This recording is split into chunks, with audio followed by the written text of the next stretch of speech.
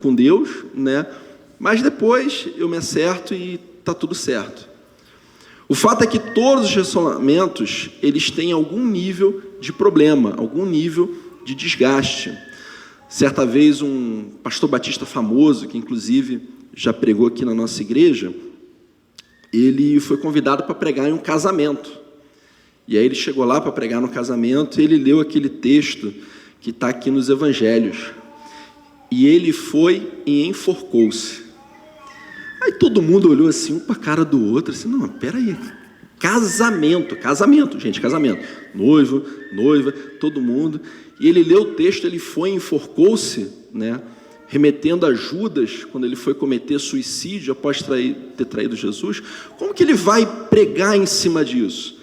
E aí esse pastor, ele explicou, ele falou, gente, Jesus, ele era e ele é perfeito. Mas ainda assim, Judas não conseguiu se relacionar com Jesus da forma como deveria. E por causa dos erros de Jesus, Deus me livre, por causa dos erros de Judas, ele foi lá e deu cabo da própria vida. E assim é o casamento. Às vezes uma pessoa ela é perfeita, ou muito próxima a isso. Mas se a outra não caminhar junto, o relacionamento não vai dar certo. E se alguém não conseguiu se relacionar com Jesus, então imagina no casamento. Então nós temos problemas, ou às vezes até dúvidas, questões do nosso relacionamento com Deus.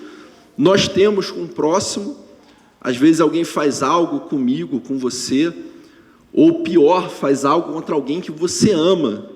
E eu não sei você, mas eu particularmente tenho as costas largas, eu aguento bastante. Agora, quando alguém fala alguma coisa com a minha esposa, com meus filhotes, aí, para mim é mais difícil, né? É mais complicado. Eu acredito que para você não seja diferente. E existem pessoas que têm problemas consigo mesmas. Eu lembro de certa vez estar aconselhando um jovem e ele me falando da dificuldade que ele tinha de pedir perdão por um pecado 2 vezes. Ele falava assim, pastor, olha, quando eu peco, eu peço perdão, mas se eu fizer da 2ª vez, eu já acho que é sem vergonhice na minha cara, eu fico constrangido e eu acabo não pedindo perdão a Deus, eu tenho uma dificuldade e tudo, e realmente isso era algo que ele tinha dificuldade, que graças a Deus, depois ele venceu. Mas como que nós podemos resolver tudo isso que nós falamos? Simples, amando. Porque o texto bíblico, ele vai dizer, ame o Senhor seu Deus de todo o seu coração, de toda a sua alma, de todo o seu entendimento. Este é o primeiro maior mandamento, e o segundo é semelhante a ele, ame o seu próximo como a si mesmo. Então, no fundo, a solução para todos os nossos problemas de relacionamento é amar. Ah, pastor, o senhor resolveu todos os problemas da minha vida, a partir de agora eu vou amar todo mundo e nunca mais vai ter problema. Quem dera fosse assim. Mas esse, de fato, é o início da solução. Porque amar alguém é desejar o melhor para essa pessoa. Amar a Deus, acima de todas as coisas, é priorizar o nosso relacionamento com Ele. Como o texto diz, né? Ame o Senhor seu Deus de todo o seu coração, de toda a sua alma, de todo o seu entendimento. E como que eu demonstro amor a Deus? Porque amar não é só um sentimento. Pelo contrário, amar é um sentimento que necessariamente leva a uma ação, que gera uma atitude. João 3,16, porque Deus amou o mundo de tal maneira que deu seu Filho unigênito para que todo aquele que nele crê não pereça, mas tenha vida eterna. Então, amar requer ação. O sentimento de amar, ele vai fazer com que nós façamos algo, ele vai fazer com que a gente se mova, ele vai fazer com que a gente tome alguma atitude. E o que Jesus falou? Aquele que me ama é o quê? Ouve os meus mandamentos e os guarda. Então eu demonstro o meu amor a Deus obedecendo os seus mandamentos. Eu demonstro o meu amor à minha esposa lavando a louça. Eu demonstro amor aos meus filhos passando tempo com eles, brincando com eles, jogando bola, brincando de boneca, de comidinha e por aí vai. Mas eu demonstro o meu amor a Deus obedecendo aos seus mandamentos. É dessa maneira que eu amo a Deus. É muito triste quando a gente encontra com alguém que diz amar a Deus, mas vive uma vida de pecado deliberada. O que é uma vida de pecado deliberada? Uma coisa é eu ter dificuldade em me libertar de determinado pecado, e aí eu peco, e aí eu peço perdão a Deus, eu oro, eu peço estratégia, eu peço forças, capacidade, e talvez eventualmente eu caia de novo, mas a partir do momento que eu oro, que eu busco a Deus e que eu me esforço, em um determinado momento, em determinada hora, Deus vai me libertar do meu pecado. Essa é uma questão, essa é a vida cristã saudável. O grande problema é quando nós aceitamos um pecado no coração. O grande problema é quando nós pegamos o mandamento de Deus e falamos: Deus, isso aqui eu não vou obedecer, não. Esse aqui, não. Os outros eu obedeço, os outros eu faço, os outros eu estou aí, mas esse aqui não. Eu lembro que tinha um senhor lá em Rio Bonito, não sei se eu já dei esse exemplo aqui em algum momento, mas ele não frequentava uma igreja, ele era um rico empresário e todo mês ele dava o dízimo. E aí a fala dele era o seguinte, né, quem conhecia que era mais perto: o diabo leva a minha alma, mas ele não toca no meu dinheiro. Eu espero em Cristo Jesus que um dia ele tenha tido entendimento e que ele, né, tenha de fato iniciado um relacionamento com Deus, mas a visão dele era essa. Minha preocupação é com isso daqui, o resto não está nem aí. Então, o meu relacionamento com Deus, ele é saudável, ele começa um processo para se tornar saudável quando eu não aceito nenhum pecado do meu coração. Pastor, o que é aceitar pecado no coração? É uma prática pecaminosa, por exemplo. É aceitar que eu não gosto de fulano, eu não quero participar, estar junto de fulano. E aí a gente entra no segundo ponto, que é amar ao próximo como a nós mesmos. Até porque lá em 1 João vai dizer que ninguém pode amar a Deus a quem não vê, se não ama ao seu próximo a quem vê. Então, o amor de Deus pela humanidade, o amor de Deus pelos seus filhos é tão grande que ele fala: ninguém pode amar a Deus a quem não vê, se não ama ao próximo a quem vê. Logo, para eu também poder amar a Deus, para eu poder amar a Deus de forma saudável, eu preciso amar todas as pessoas que estão ao meu redor. Ah, pastor, mas existem pessoas que são difíceis de amar. Com certeza. Não tenha a menor dúvida, existem pessoas assim, que elas são bênção na nossa vida, porque elas nos aproximam de Deus, elas nos ajudam a viver em santidade, elas testam a nossa paciência, elas agem de tal maneira que te fala: Senhor, obrigado por essa provação, obrigado por essa pessoa, porque é difícil, mas no meu coração eu preciso ter essa predisposição em perdoar, em amar, porque a base de relacionamentos é amar. Recentemente eu me encontrei com uma pessoa, um parente, aparentado, enfim, e eu tomei uma atitude, fiz algo, não é pecado nem nada, mas que essa pessoa não gostou e começou a vociferar e a falar um monte de groselha para mim. E aí, no primeiro momento, a primeira vontade foi o quê? Foi de rebater. E de rebater com a verdade. Ó, você está falando isso, mas tem isso, tem isso, tem isso, tem isso. E naquele momento foi uma ação assim de Deus na minha vida para eu não falar aquelas coisas e não tornar pior aquela situação. Porque a gente precisa querer amar as pessoas que estão ao nosso redor e amar a Deus. Perceba que as duas coisas elas não se dissociam. Amar a Deus e amar ao próximo é uma coisa só. Como eu falei, ninguém pode amar a Deus a quem não vê, se não ama ao próximo a quem vê. Logo, eu achar que eu posso ter um relacionamento saudável com Deus e eu cultivar no meu coração inimizade, sentimentos negativos por qualquer pessoa, é ledo engano. Eu não posso amar a Deus de forma saudável se no meu coração não há disposição em perdoar, em amar, em resolver a situação com o meu próximo. Só que o texto, ele continua, e o segundo é semelhante a ele: ame o seu próximo como a si mesmo. Si mesmo.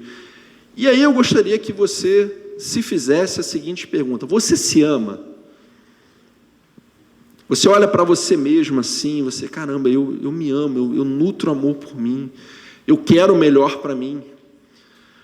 Porque existem pessoas que, infelizmente, elas passam por lutas, por dificuldades, elas cometem pecados, e aí ela pede perdão a Deus, e Deus já perdoou, e ela já está remida e lavada pelo sangue de Jesus, e a consciência dela fica a culpando. Ela se coloca em si mesma, e a redundância é proposital, um jugo maior do que a palavra de Deus. Não, mas como que eu cometi tal pecado? Não, mas como que eu fiz isso? Não consigo, não dá, tem problema. Perceba que tudo é uma coisa só. Eu amo a Deus, mas para amar a Deus eu preciso amar o meu próximo, e eu amo o meu próximo como eu amo a mim mesmo. Eu lembro que certa vez, na época do seminário, eu estava indo encontrar com a minha namorada, Letícia, né?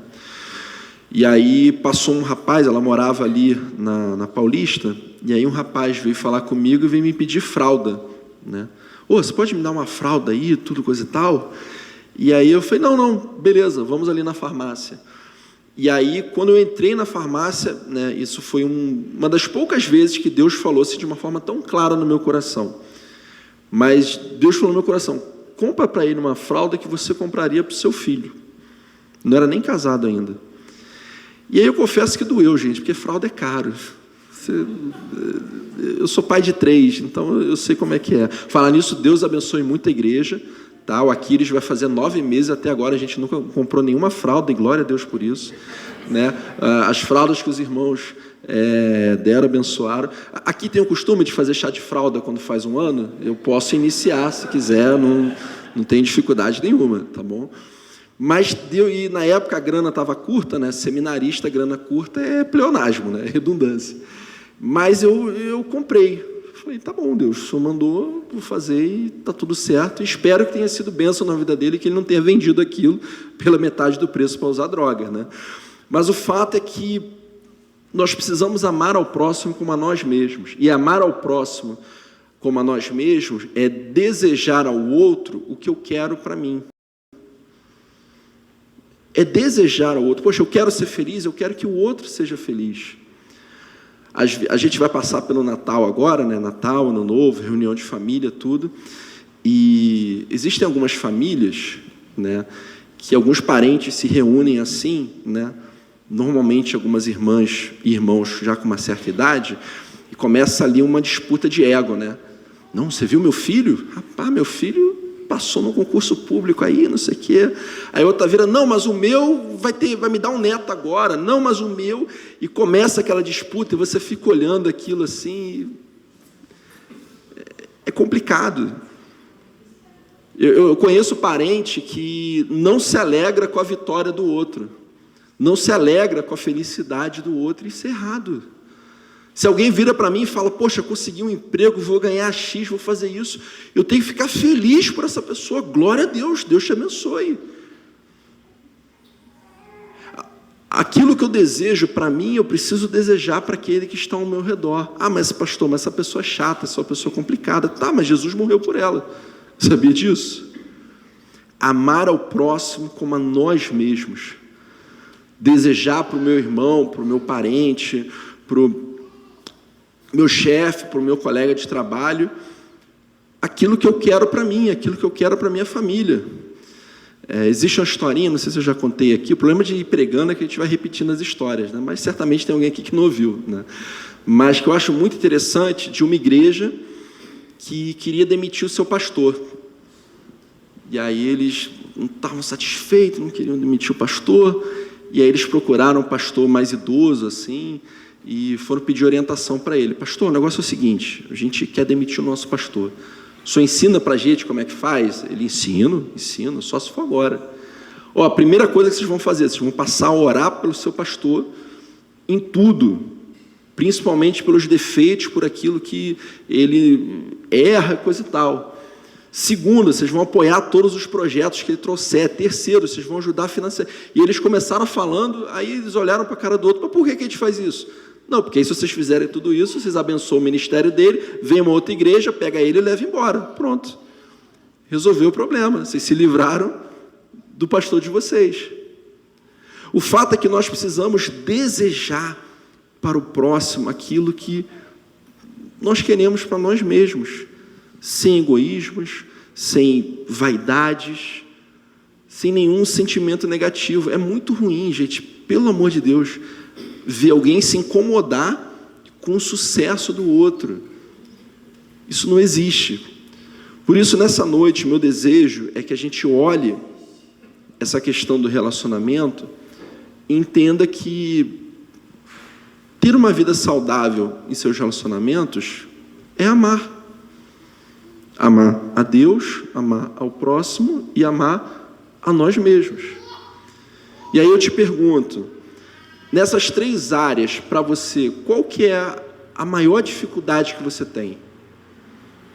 Ah, pastor, no fundo eu tenho dificuldade de amar a Deus. Eu passei por algumas lutas, por algumas dificuldades, e Deus não me ajudou como eu queria, Deus não fez do jeito que eu queria, e eu acredito nele, eu sei que Jesus morreu por mim, mas eu tenho essa dificuldade de nutrir essa afeição a Deus. Você já disse hoje a Deus que você o ama?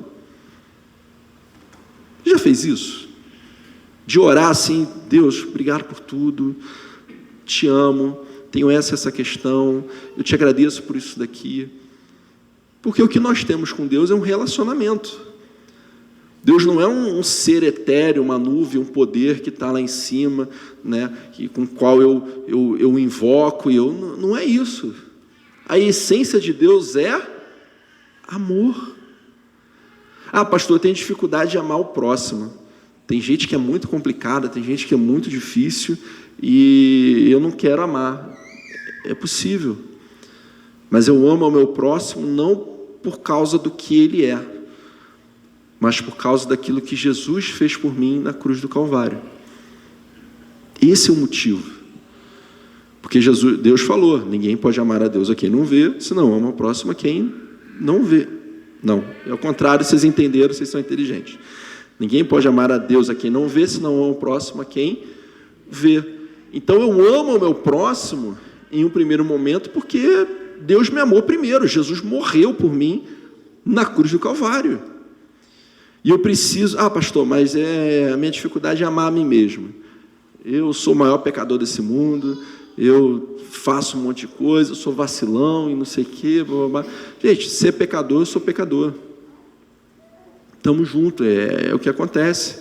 Santidade é só quando a gente chegar no céu. Santidade plena, sem pecado, é só quando chegar no céu. Eu preciso aprender a exercer misericórdia sobre o próximo e sobre mim mesmo. Porque se eu não exercer isso, eu não vou desfrutar da graça de Deus. Por isso que nessa noite, cada um de nós possa sair daqui com um firme propósito, desejo no coração, compromisso com Deus, de amar. Amar a Deus, amar ao próximo e amar a nós mesmos. Porque por mais que eu divida em 3 tópicos, tudo isso é uma coisa só. E se nós fizermos isso, certamente que nós desfrutaremos de um relacionamento saudável com Deus, com o próximo e com nós mesmos. Amém? Senhor, meu Deus, meu Pai, eu quero te pedir em nome de Jesus que cada semente que foi lançada aqui possa crescer, germinar, dar fruto, reverberar em nossas vidas. Abençoe cada um de nós, ó Deus, abençoe o nosso relacionamento contigo, que nós possamos chamar com todo o nosso coração, alma, força, entendimento, com todo o nosso ser, ó Deus, que isso seja o alfa e o ômega de nossas vidas, o primeiro e o último, Pai, que tudo que nós fizermos, pensarmos, seja pensando em Ti, para a honra e glória do Teu santo nome. Que nós venhamos, ó Deus, a amar cada pessoa com quem nos relacionamos, com quem convivemos, que nós venhamos a nutrir amor por todos, que ainda que eles falhem, pequem, nos gerem algum mal, que por amor a Ti nós possamos amar a todos que estão ao nosso redor. E que nós venhamos também a amar a nós mesmos, ó Pai, que nós venhamos a nos perdoar, que nós venhamos a nutrir amor por nós, ó Deus, que essa seja a régua para amar ao próximo e que a partir disso também possamos chamar. ser conosco, obrigado por tudo. Eu que te peço e te agradeço em nome, por amor de Jesus, confiantemente. Amém.